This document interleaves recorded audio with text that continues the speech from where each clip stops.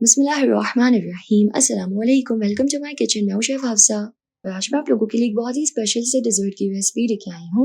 ये ना एकदम यूनिक सा डिज़र्ट है जिसको देखते ही ना आपका दिल चाहेगा कि आप किचन में जाके बनाएं। ये इतना यमी बनेगा ना कि आपको मज़ा ही आ जाएगा। रेसिपी का कोई भी पार्ट मिस मत कीजिएगा। आइए इसको बनाना स्टार्ट करते हैं। तो रेसिपी स्टार्ट करते हैं। सबसे पहले यहाँ पे मेरे पास है 2 ब्रेड के स्लाइस। इसके साइड्स को हमें सबसे पहले रिमूव कर लेना है इस तरीके से। सिजर या नाइफ की मदद से साइडें जो है उसको कट कर लें।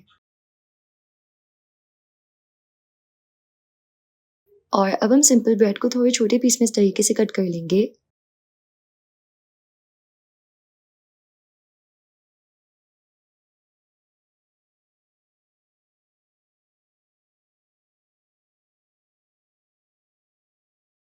इस ब्रेड को ऐड करेंगे एक चॉपर में और अब हम इसको अच्छे से चॉप करके इसके एकदम क्रम्स से बना लेना है।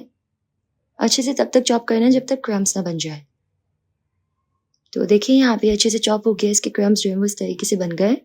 अब हम एक बर्तन में ऐड करेंगे आधा किलो दूध। साथ ही इसमें ऐड करेंगे चुटकी भर ज़ाफ़रान और चुटकी भर इलायची पाउडर। तो दूध में ऐड करके अब हम इसको अच्छे से मिक्स कर लेंगे और यहाँ पे दूध में उबाल आने देना है। जब दूध में उबाल आ जाएगा तो हम इसमें ऐड करेंगे ब्रेड के क्रम्स जो कि बनाए थे हमने और इसको अच्छे से मिक्स कर लेंगे।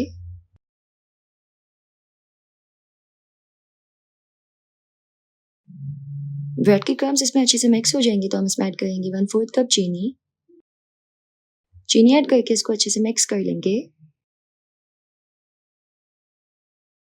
फिर हम इसमें ऐड करेंगे 1/4 cup milk powder. Milk powder add करके एक विस्क की मदद से इसको अच्छी तरीके से मिक्स कर लेंगे ताकि लम्स ना बने। अच्छे से मिक्स करना है।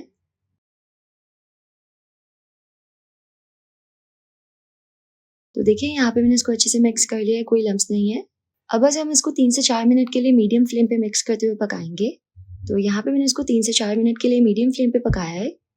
इसमें अच्छे से उबाल आ रहा है और ये बहुत ही ज़बरदस्ती दिख रही है। यहाँ पे एकदम यमी बनी और इसमें से खुशबू भी बहुत ही ज़बरदस्त आ रही है। तो अब हम चूल्हा बंद कर लेंगे। ये रेडी है। ये देखिए यहाँ पे ये इस तरीके से थिक है और ये अभी गर्म है तो इतनी थिक है। ठंडी होने के बाद ये एकदम थिक हो जाएगी। मैं आपको आगे चल के दिखाऊंगी। अब हमें चाहिए 4 मीडियम साइज के ऑरेंज और खट्टे मीठे से ऑरेंजेस हैं। इसका छिलका उतार लेंगे।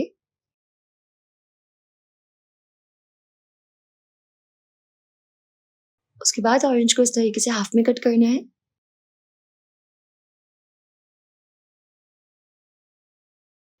और अब हम ऑरेंज का सिंपल जूस निकाल लेंगे। तो सिंपल इस तरीके से मैं यहाँ पे इस मशीन को यूज़ करके जूस निकाल रही हूँ। यहाँ पे आप जैसे भी चाहें ऑरेंज का जूस निकाल सकते हैं।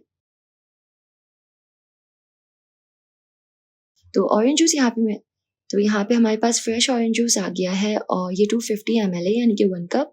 अब हम एक प्याले में ऐड करेंगे बर्फ़ और साथ ही यहाँ पे ऐड करेंगे एकदम ठंडा पानी इस तरीके से एक बोल में। और यहाँ पे हमें आइस बात तैयार कर लेना है। अब ऑरेंज जूस को निकाल लेंगे हम एक पैन में। इसमें ऐड करेंगे 1/4 कप कॉर्नफ्लावर और इसको अच्छे से मिक्स कर लेंगे।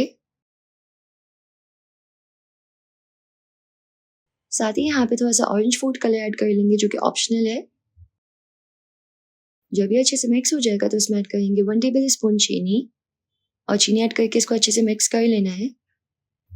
और जब ये अच्छी तरीके से मिक्स हो जाएगा तो हम इसको हल्की आंच पे पकाएंगे इस तरीके से मिक्स करते हुए। और आहिस्ता-आहिस्ता ये थिक होने लग जाएगा लेकिन हमें इसकी अच्छे से पकाई करनी है। यहाँ पे ये बहुत ही इंपॉर्टेंट है। हमें ना यहाँ पे इसको बहुत ही अच्छे से पकाना है और कॉर्नफ्लावर का कच्चापन दूर करना है। तो इसको इस तरीके से मिक्स करते हुए पकाएंगे अच्छे से हल्की आंच पे। हल्की आंच पे इसको मिक्स करते हुए हम तब तक पकाएंगे जब तक कॉर्नफ्लावर की एक ऑफ स्मेल जो है वो चली ना जाए। आप चाहें तो साइड से थोड़ा-सा टेस्ट करके भी देख सकते हैं कि कॉर्नफ्लावर प्रॉपर पक गया है कि नहीं। यहाँ पे मैंने इसको मिक्स करते हुए हल्की आंच पे पकाया है तकरीबन 10 मिनट के लिए और इस तरीके से एक थिक सा मिक्सचर जो है वो बिल्कुल रेडी है। इसको ना यहाँ पे प्रॉपर पकाना है, बहुत ही अच्छे से पकाना है ताकि अच्छा जो है ये पक के रेडी हो। अब देखिए यहाँ पे मेरे पास एक सीफ मोल्ड है इस तरीके से होल्स के साथ जो कि सबके घर में अवेलेबल होता है, जो निम्को वगैरह बनाते हैं। अब हम इसमें ऐड करेंगे ये ऑरेंजी मिक्सचर और इसको इस तरीके से बंद कर लेंगे। अब जो हमने आइस बात तैयार किया था ना उसमें हम इसको निकाल लेंगे इस तरीके से। तो बहुत ही डिलिशियस हमारे पास टेस्टी सी ऑरेंज सेव जो है वो आ जाएगी, जो कि खाने में एकदम यमी होगी। हमें गर्मा गर्म सेव को ना एकदम ठंडे पानी में निकालना है ताकि इस तरीके से प्रॉपर सेव बने। तो यहाँ पे देखिए इस तरीके से मैं तमाम निकाल ली है और सेव देखिए कितनी टेस्टी और डिलिशियस दिख रही है और अल्हम्दुलिल्लाह एकदम परफेक्ट बनी है। इससे हमारा डिज़र्ट जो है वो बहुत ही यमी लगेगा। अब डिज़र्ट बनाना स्टार्ट करते हैं। मैं यहाँ पे यूज़ कर रही हूँ इस तरीके से ग्लासेस। आपके पास जैसे भी ग्लासेस हो वो आप यूज़ कर सकते हैं। यहाँ पे सबसे पहले हमें ऐड करना है यहाँ पे रूह अफ़ज़ा, फिर हम इसमें ऐड करेंगे चिया सीड्स जो कि हमने भिगो के रखे थे। और देखें जो इंस्टेंट रबड़ी थी वो कितनी ज़्यादा थिक और क्रीमी दिख रही है। यहाँ पे टेक्सचर देखिए बहुत ही एपेटाइजिंग है। चिया सीड्स के ऊपर हम ऐड करेंगे डिलिशियस सी रबड़ी और उसके बाद इसमें ऑरेंज सेव ऐड करेंगे। इसके बाद इसमें ऐड करेंगे ऑरेंज सेव, फिर हम इसमें ऐड करेंगे रबड़ी और फिर हम इसमें ऐड करेंगे रूह अफ़ज़ा।